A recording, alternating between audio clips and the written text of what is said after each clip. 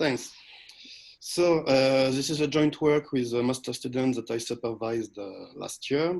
So as you can see, we are interested in the impact of SAT solvers on argumentation solvers. We have already briefly talked this morning about the ICCMA competition and about the fact that there are different kinds of algorithms for solving argumentation problems, including many methods based on SAT solving. So the question was, if we change the SAT solver, is there an impact of the efficiency of the argumentation algorithm? So regarding background, we focus on the classical Gning argumentation framework. So we have directed graphs where nodes represent our arguments and edges represent the attacks. And in this work, we focus on two of the main semantics, the stable semantics and the complete semantics. So I just recall that they are based on the classical notions of conflict-freeness. We will accept together arguments that do not attack each other, and admissibility. Besides conflict-freeness, we also want a set of arguments to be able to defend all its elements. So then the stable semantics regards as extensions conflict-free sets that attack everything that is not in the set. And for the complete semantics, we keep admissible sets that that contain everything that they defend, or said otherwise, that doesn't defend anything which is outside the set. So on an example here, for this argument graph, if we look at the stable semantics, we will have only one extension, A1, A4, A6, because of course, there are no conflicts between these three arguments, and they defeat everything which is outside the set. For instance, A2 is defeated by A1, A3 and A5 by A4, and A7 by A6. And with the complete semantics, we have two other sets, A1, A3, and A1 alone. So this gives three complete extensions. And now the question is, how can we make some reasoning with this set of extensions? So here we focus on four different reasoning problems that are quite classical in the literature and that were the main focus of the previous editions of the ICCMA competition. First, SE sigma, where sigma represents our semantics, means gives some extension with respect to the semantics. So for instance, with the same graph and the complete semantics, an answer to SE sigma could be A1, A4, A6, or A1, A3, or A1 alone. Then EE sigma for give each extension. So this time we would have the complete set with these three extensions. Then DC sigma for decide the credulous acceptance of an argument. So we have also an argument as a parameter. And here, for instance, we have A4 that is credulously accepted because it belongs to one of the extensions. And finally, DS sigma for the decision of skeptical acceptance. So here, A1 is the only skeptically accepted argument because it belongs to all the extensions. And if we take A5, it would be a negative answer to both of these problems because it's not credulously accepted. And of course, it's not either skeptically accepted. So all of this is quite classical and probably already known by all of you. And you probably already know that it's generally hard to compute the answer to these problems. Computing one extension or all the extension is a really hard problem, and even deciding the acceptance of an argument is generally hard for the semantics, except for the complete semantics where skeptical reasoning coincides with the grounded semantics, but otherwise, so it's polynomial, but otherwise here even credulous acceptance is NP complete and skeptical acceptance co-NP complete for the stable semantics. So in the last years, we've had three ICCMA competitions that allowed to compare different algorithms for reasoning with AFs. And we have seen that, in general, SAT solvers work well for that. So I wouldn't say that it's the best way to compute AF reasoning.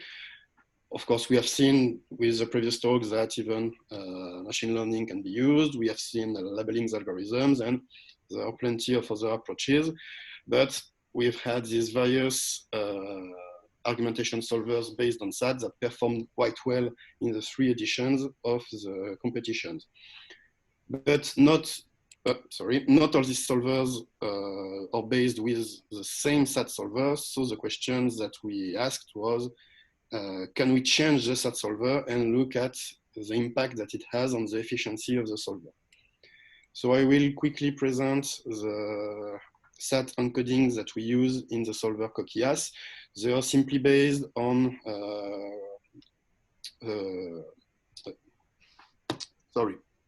They are simply based on the work by Philippe Bénard and Sylvie Doutre that has been used in many other approaches recently in argumentation.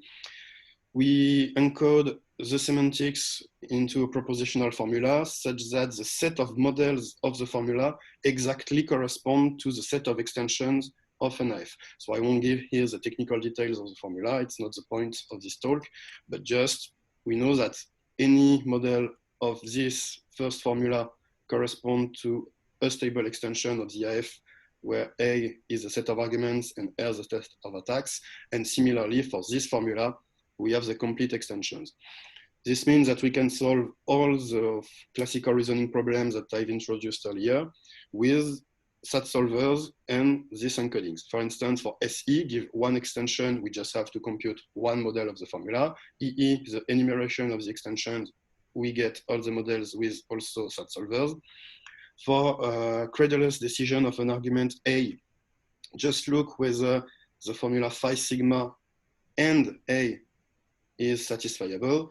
And for skeptical acceptance of an argument A, look whether phi sigma and not A isn't satisfiable. So this works for these 2 semantics. And as I said, we want to know whether changing the SAT solver will change the efficiency of the argumentation solver. So to study this question, we chose to use the solver Coquillas. And at the last ICCMA, it was globally the second best solver using the SAT solver Minisat. And the best solver at the last ICCMA, Mutoxia, uses glucose. So as the first step in this line of research, we say just take Coquillas, replace the SAT solver Minisat by the SAT solver glucose, and see what happens when we do that. Compare the relative efficiency. So we've used the benchmarks from the competition ICCMA 2017 because there were different groups of instances that were selected for each problem. So it seemed interesting to do that in order to have the best suited benchmarks for the problem we were tackling. And then for each pair of instance and problem, simply run both versions of Coquillas, the original one with Minisat and the new one with glucose. So for a first comparison, we use the parse10 score for both versions of Coquillas. So it's simply an average of the runtime of the solver on all the instances, with the subtlety that for the timeout instances, we multiply the time by 10. So here the timeout was 600 seconds. This means that for each instance which is not solved within 600 seconds, we count 6,000 seconds, and then we just take an average. So if we look at these global results when comparing both solvers, there is only one situation where there is a real difference. It's give one extension for the stable semantics, so the problem SE stable, where we are around 1 second on average for glucose with Minisat, while we are at 2,000 seconds for the glucose version, which means that there are a lot of timeouts for this version with glucose, while for Minisat, it seems that there are not many timeouts, or even maybe no timeout at all. For the other problems, we are globally on the very similar results for both solvers. Either we are in both cases with really low parse10 scores, for instance, here around 6 for both of them. Here 1 and around 0.5 for both of them. Or on the opposite, here we have a lot of timeouts for both solvers, and we are around 3,900 for both versions of the solvers.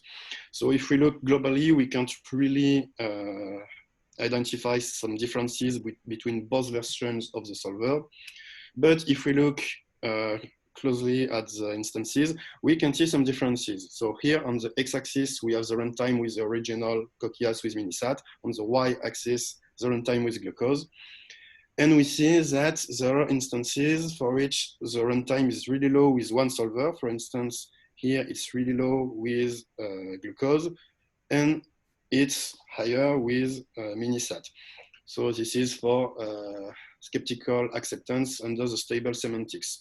But we can see even more this kind of phenomenon with the other cases. For instance, here we are almost instant for having the result with glucose, but it's 5 minutes with Minisat, and the other way around for other instances. Here it's even more interesting because we see that we have some instances with timeouts here on this 600 seconds line or here, but they are really quick for the other solver. Here it's timeout with glucose, but a few seconds only with Minisat, and similarly here and here. So it's just a very short experimental study, and we would like to deepen this question, but only with these two SAT solvers, we already see a very interesting phenomenon. The fact that depending on the SAT solvers, some instances are really easy, and for the other one, really hard or even impossible to solve within the 10 minutes limits. So as future work, we would like to compare with other SAT solvers, of course, and study the impact on the SAT solvers with respect to some AF instance properties, because here we only took the benchmarks from ICCMA as a whole, but maybe if we look at some parameters like the number of cycles, the density of attacks, and so on, we could deduce some interesting things. Then, besides changing the SAT solver, we could also look at the parameters of the SAT solvers, because most of them are finely tunable. So it's also a promising research track. And the last one, maybe using a portfolio of SAT solvers, meaning that we could run several SAT solvers in parallel. And when one of them has the answer, we stop all of them. So we could benefit from the power of the different SAT algorithms for our argumentation solver. And this is it for me. Thank you for your attention.